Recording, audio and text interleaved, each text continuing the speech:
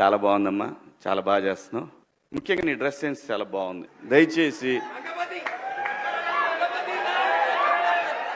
ఇంకో విషయం చెబుతున్నా, అమ్మాయిలు హీరోయిన్లు ఈ బట్టలు పెడితే వేసుకొని పోతే మనమే దరిద్రం అనిపించాల్సి వస్తమ్మా.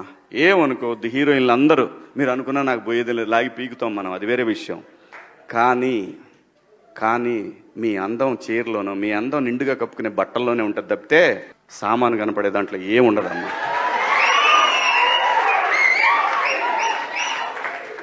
అవి వేసుకున్నంత మాత్రాన చాలా మంది చూసినప్పుడు నవ్వుతూ అంటారు, కానీ దేద్రముండ ఎలాంటి బట్టలు ఎందుకు వేసుకుని కాస్త మంచి వేసుకోవచ్చుగా, బాగుంటావు కదా అనాలనిపిస్తుంది లోపల. అనలేము.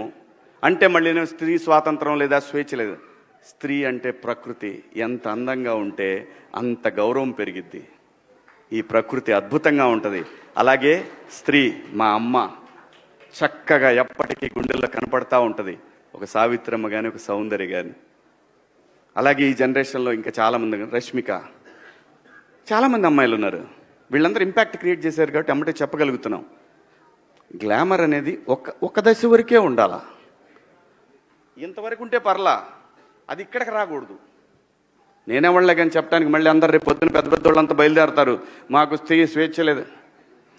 స్వేచ్ఛ అనేది అదృష్టం. ఆ స్వేచ్ఛని కోల్పోవద్దు. మన గౌరవం ఎప్పుడు పెరుగుద్దంటే మన వేష భాషల నుంచే మన గౌరవం పెరిగిద్ది. అందులో ప్రపంచ వేదికల మీదైనా సరే చీర కట్టుకున్న వాళ్ళకే విశ్వసుందర కిరీటాలు వచ్చినాయి.